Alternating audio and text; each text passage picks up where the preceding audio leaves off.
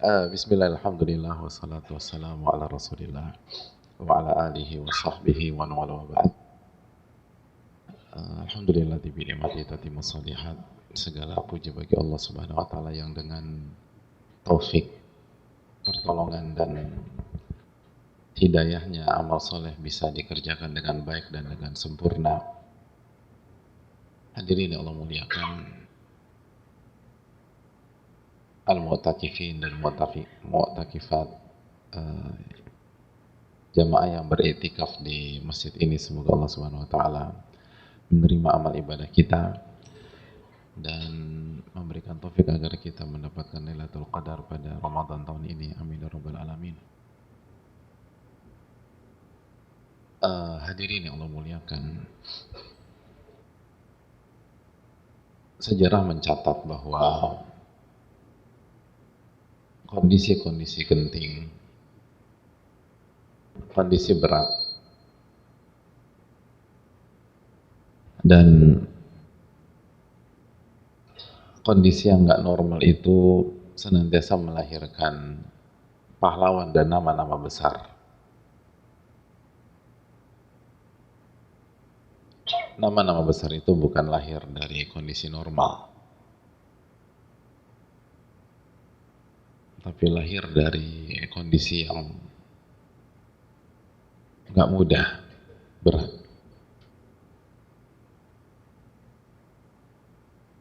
Dan begitulah Allah berikan pertolongan kepada mereka.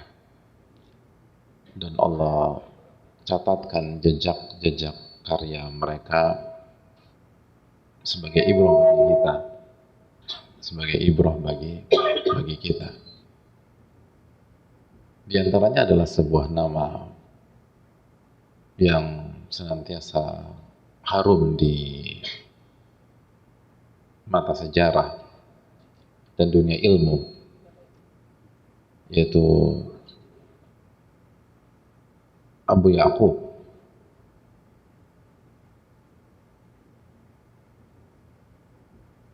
Yusuf bin Yahya. Ada yang tahu nama itu siapa? Siapa?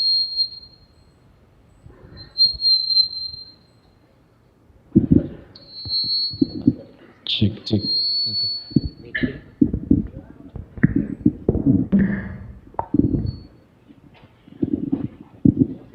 Oh, tes. Ya, nanti pelan-pelan ke tempat parkir kita. Memang udah takdir tuh nggak bisa dirubah jemaah. Semua sudah dicatat oleh Allah Subhanahu wa taala 52 tahun yang lalu sebelum penciptaan langit dan bumi. Ya, ada yang pernah dengar nama tersebut? Nama yang sangat luar biasa di dunia ilmu.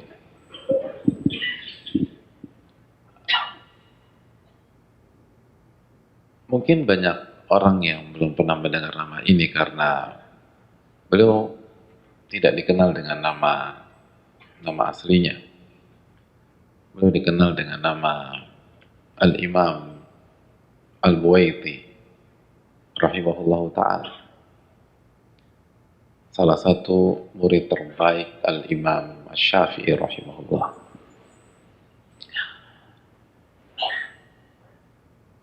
Hadirin yang Allah muliakan, nama yang sangat dikenal dengan ilmu, dengan ibadah, dengan taqarrub kepada Allah, dengan tahajud, dengan zikir, dan dengan iman. Kita tahu di dalam sejarah bahwa pernah terjadi upaya untuk mengaburkan iman dan akidah kita tentang Al-Quranul Karim. Ada sebuah fitnah yang berusaha menggoncang sebuah keyakinan kita bahwa Al-Quran adalah firman Allah Subhanahu wa ta'ala. Kita tahu nama-nama besar itu ditimpa musibah atau ujian yang sangat berat karena masalah ini. Di antaranya siapa? Imam Ahmad bin Hanbal rahimahullah ta'ala. Dan banyak orang yang belum tahu bahwa salah satu nama yang diuji juga adalah Al-Imam Al-Waiti rahimahullah. Pada saat Al-Wathiq. Hadirin Allah muliakan. Pada saat itu Al-Imam Al-Waiti dipanggil ke Al-Wathiq.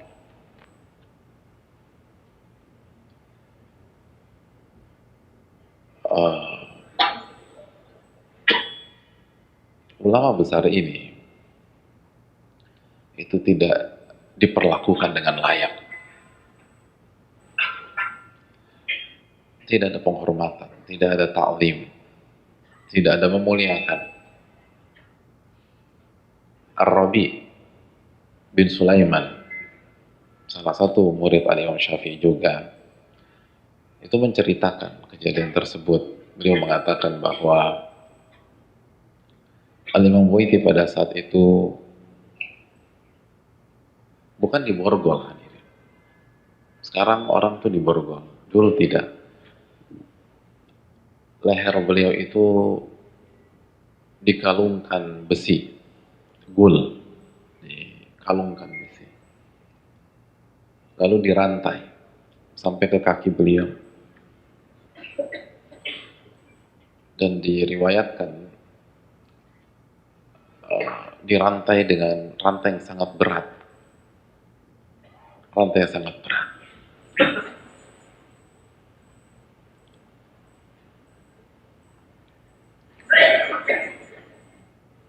Kondisi yang sangat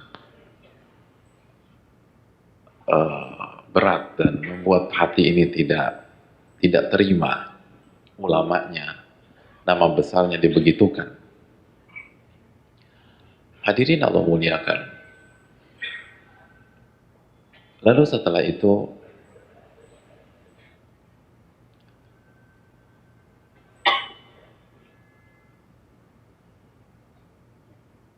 sejarah tahu bahwa beliau dipenjara. Beliau dipenjara. Dan mengapa itu semua terjadi? Karena beliau mempertahankan iman bahwa Al-Quranul Karim adalah firman Allah Subhanahu wa Ta'ala. Al-Quranul Karim adalah firman Allah Subhanahu wa Ta'ala. Dan bukan makhluk. Karena makhluk tidak sempurna. Makhluk punya kekurangan. Hadirin Allah muliakan. Maka beliau dipenjara, dibelenggu, dalam kondisi yang sangat memprihatinkan. Namun sejarah mencatat bahwa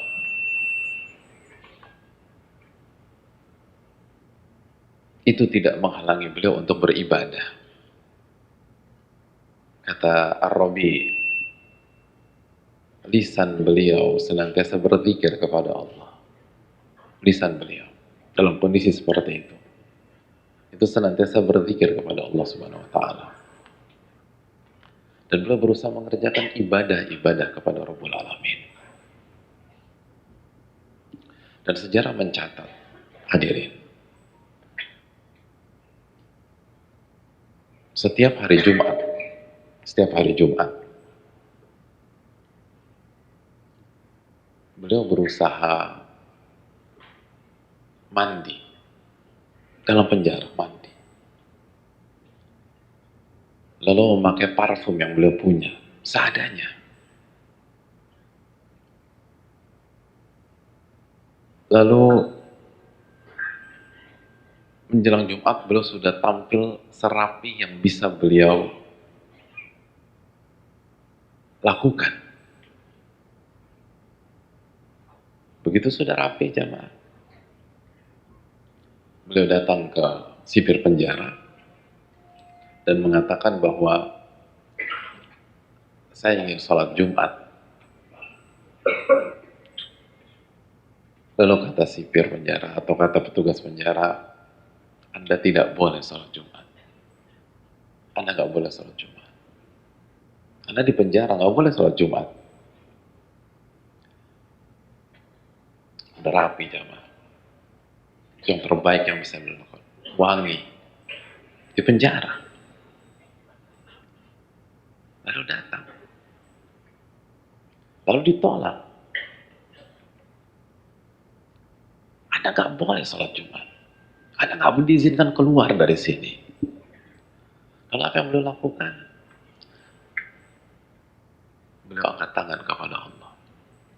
Lalu beliau katakan, Allahumma ajabtu da'iyaka famana'uni. Ya Allah, kata beliau, aku telah berusaha menyambut seruanmu, tapi mereka menghalangiku. Aku sudah berusaha menyambut seruanmu. Ya ayyuhalladzina amanu idza nudiya lis-salati min yaumil jum'ati fas'au ila dzikrillah wa dzarul bai'. Orang-orang yang beriman, apabila azan di hari Jumat di waktu zuhur telah dikumandangkan, fas'au ila dzikrillah, maka sambutlah, bersegeralah untuk mengingat dan mengerjakan salat Jumat. Aku penuhi panggilanmu itu. Tapi mereka yang menghalangiku. Maka beliau pun tidak bisa menguruskan sholat Jumat. Minggu depannya, di hari Jumat, beliau mandi lagi. Beliau pakai parfum lagi. Beliau pakai pakaian yang paling bagus, yang beliau punya pada saat di penjara. Lalu beliau datang lagi kepada beliau. Dan beliau katakan, saya ingin sholat Jumat. Terserah gimana cara, yang penting saya pengen sholat Jumat. Lalu dicegah lagi sama Pak Sipir itu, nggak boleh kamu sholat Jumat. Lalu ketika ditolak, maka beliau menepi dan beliau mengangkat tangan beliau kembali dalam riwayat. Lalu beliau mengatakan, Allahumma ajabtu da'iyaka famana'uni. Ya Allah, aku berusaha dan aku telah menyambut seruanmu, tapi lagi-lagi mereka menolak aku.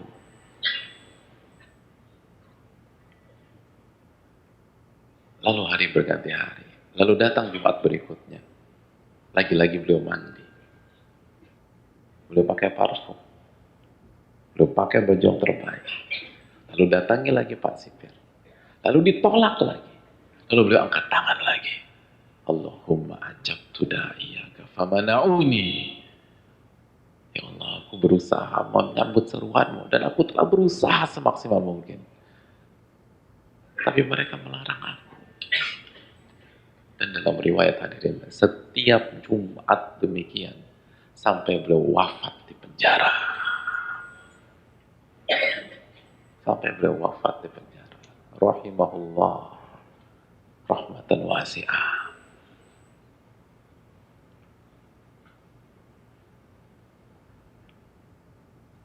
Para ulama kita, atau para ulama, diantaranya As-Subki mengatakan, lihat orang-orang yang jujur kepada Allah. Lihat para ulama. Lihat para ulama. Yang membuat mereka galau. Karena mereka tidak bisa beribadah kepada Allah Subhanahu wa Ta'ala. Adapun la yata'atharu bil ghulli wal qaidi wal sijan. Adapun penjara, rantai, lalu kalung dari besi, itu nggak ada pengaruhnya sama sekali oleh mereka. Nggak ada pengaruhnya. Al-Waiti nggak pernah mengeluhkan rantai yang membelenggu beliau. Al-Waiti rahimahullah tidak pernah mengeluhkan kalung besi yang mencekik leher beliau. Dan beliau nggak mempermasalahkan kaki beliau yang dibelenggu. Yang beliau permasalahkan, mereka mencegahku dari ibadah.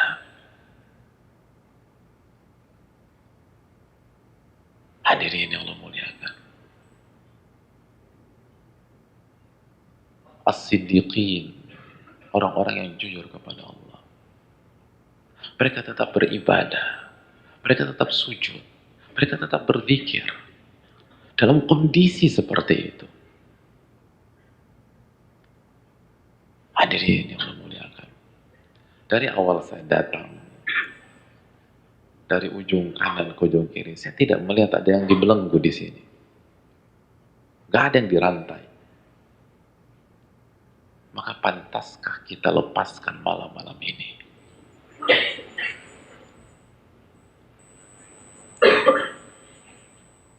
Al-Buaiti di penjara. Ini masjid ber-AC yang sangat nyaman. Kita nggak diuji oleh Allah dengan ujian orang-orang terdahulu. Kita nggak diuji oleh Allah Subhanahu Wa Taala dengan ujian para ulama kita. Ujian kita tuh hanya sebesar kuku, jamaah. Lalu kita tidur di malam-malam ini. Kita mengatakan suasana nggak kondusif. Kita katakan saya nggak bisa konsentrasi, nggak terdistract. Apa ujian Anda itu loh? Ketika Al-Buaiti dibelenggu dan diborgol dan kaki dirantai dan didatangkan menuju Al-Wathiq, Al-Buaiti pernah mengatakan begini, hadirin. Lain udkhiltu 'ala al-Wathiq. Kalau aku dipertemukan dengan Al-Wathiq, la asdukannahu, maka aku akan bicara apa adanya dengan dia. Aku akan bicara Al-Quran kalamullah. Al-Quran adalah firman Allah. Aku tidak bohong. Dan aku tidak tauriah. Tahu tauriah, jemaah? Ngeles. Karena sebagian pihak pada saat itu menggunakan tauriah. Mereka bilang gini, Al-Quran, Injil, Taurat, Zabur, semuanya makhluk. Gitu. Maksudnya 4 jari saya ini makhluk. Ngeles. Al-Quran, Injil, Taurat, Zabur, keempat-empatnya ini, maksudnya 4 tangan saya, 4 jari saya, makhluk semua. Ngeles. Buaiti tidak. Saya nggak mau pakai cara begitu. Saya akan terang-terangan. Al-Quran, firman Allah, dan bukan makhluk. Wala amutanna fi hadidi. Kalau saya bertemu dengan Wathiq, saya akan katakan apa adanya. Dan saya akan mati dengan belenggu dan rantai bersama diri saya. Allahu Akbar. Beliau tahu beliau akan mati di situ, jamaah. Lalu beliau lanjutkan, beliau tutup statement beliau dengan mengatakan gini, hatta ya'ti qaum yata'allamun,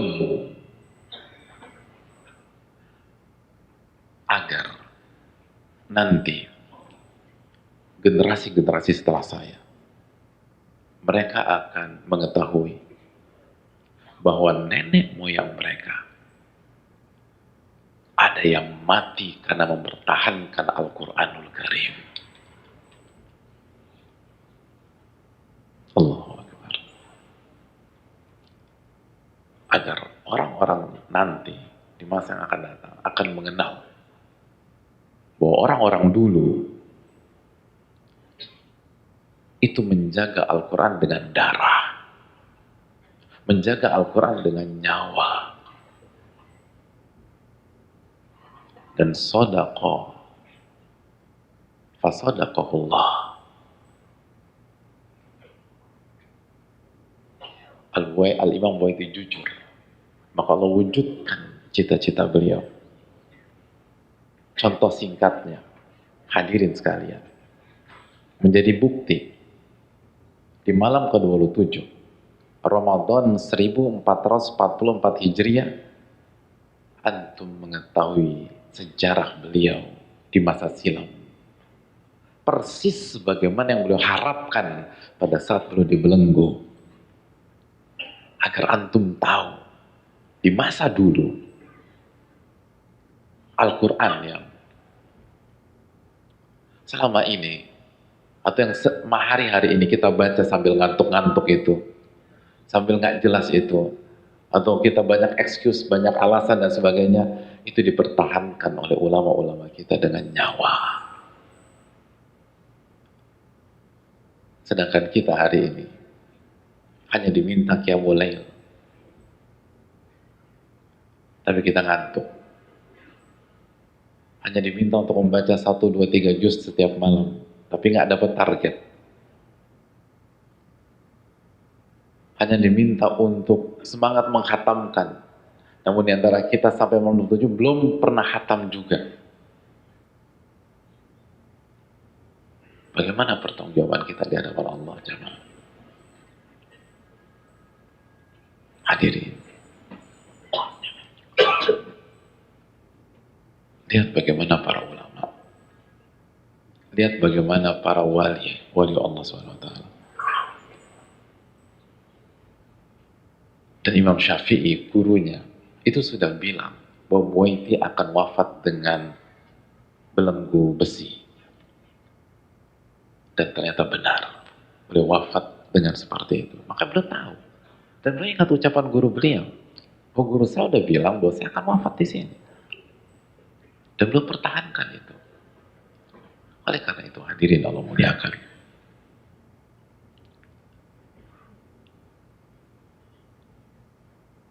kalau beliau memperjuangkan Al-Quran di penjara, pantaskah kita tidak memperjuangkan Al-Quran di masjid yang nyaman ini? Kalau beliau memperjuangkan Al-Quran dengan dibelenggu, dengan dirantai, pantaskah kita tidak mempertahankan Al-Quran di malam ke-27, lalu nanti malam ke-28, lalu malam ke-29, lalu kalau dapat bonus malam ke-30? Hadirin, bagaimana pertanggungjawaban kita di hari kiamat kalau kita tidak habis-habisan di malam ini? Sedangkan sejarah mencatat orang itu berjuang mati-matian dengan Al-Quranul Karim. Hadirin, malam hari ini saya ingin mengajak jamaah main simple. Main simple. Malam ini kita nggak bicara tentang 1 bulan. Malam ini kita nggak bicara tentang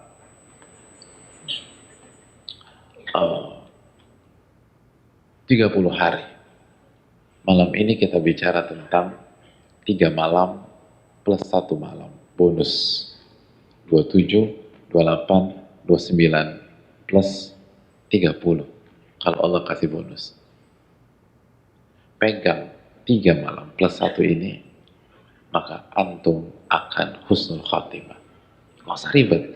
Nggak usah bicara 1 bulan. Dan lupakan kalian kita di kemarin. Lupakan ngantuk kita di 2 malam yang lalu. Lupakan ketiduran kita di 3 malam yang lalu. Lupakan kita nggak konsen di 4 malam yang lalu. Lupakan itu semua.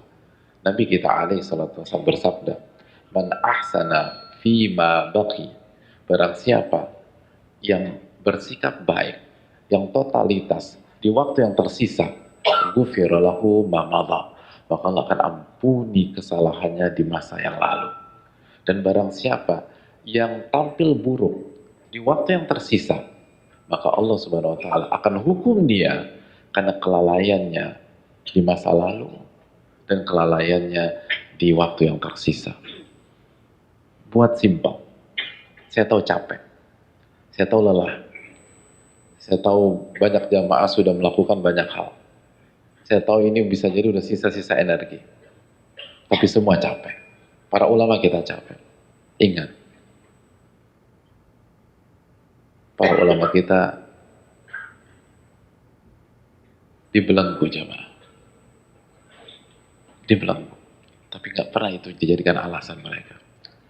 Kalaupun mereka gundah karena nggak bisa beribadah dengan maksimal. Mereka gundah karena nggak diizinkan sholat. Mereka gundah nggak bisa maksimal dengan Al-Quran. Mereka gundah karena mereka tidak bisa optimal. Al-Imam Ahmad pernah menyampaikan dalam riwayat, salah satu yang beliau syukuri ketika beliau dihukum adalah beliau punya banyak waktu dengan Al-Quranul Karim. Allahu Akbar. Bayangkan. Oleh karena itu jamaah sekalian,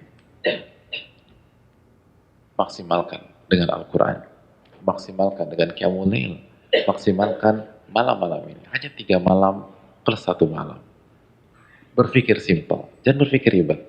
Fokuskan 3 malam plus 1 malam. Maka kita akan mendapatkan janji Nabi kita SAW, man qama lailatal qadri imanan wa ihtisaban ghufira lahu ma taqaddama min dhanbi. Barang siapa yang menghidupkan malam Lailatul Qadar karena iman dan ihtisab, maka Allah akan ampuni dosa-dosanya yang telah lalu. Hadirin, hanya 3 malam plus 1 kalau dapat bonus, dan semuanya akan berakhir. Semuanya akan berakhir. Jangan lepaskan setiap detik pun juga. Ingat, semua capek, semua letih. Tapi begitulah pola kehidupan dunia itu berjalan. Ad-dunya darul bala. Dunia itu memang tempatnya ujian, jemaah. Dunia itu darut ta'ab, tempatnya capek, jemaah. Maka para wali tidak pernah menjadikan itu sebagai alasan. Minta pertolongan kepada Allah. Banyak istighfar kepada Allah. Banyak munajat kepada Allah Subhanahu wa taala. Dan semoga kita mendapatkan Lailatul Qadar, dan semoga kita bisa memaksimalkan apa yang dituntunkan oleh Rasulullah SAW, dan semoga Allah Subhanahu wa taala merahmati para ulama kita, merahmati Al-Imam Al-Buwaiti dan para ulama, bagaimana mereka mempertahankan Al-Quran dengan nyawa mereka. Sekarang waktunya, hadirin sekalian, mempertahankan Al-Quran yang ada di diri masing-masing dengan mengusir rasa ngantuk, dengan mengusir rasa malas, dengan qiyam, dengan bermunajat kepada Allah, dengan menghatamkannya di Ramadan tahun ini. Jangan percaya syaitan. Syaitan bilang udah nggak mungkin khatam. Mungkin. Kita masih punya 3 hari, 3 malam plus 1. Mungkin. Jangan percaya syaitan. Syaitan selalu membuat kita putus asa. Jangan percaya sama dia. Pertahankan sampai titik darah penghabisan. Gak ada yang dibelenggu di sini. Gak ada yang diborgol di sini.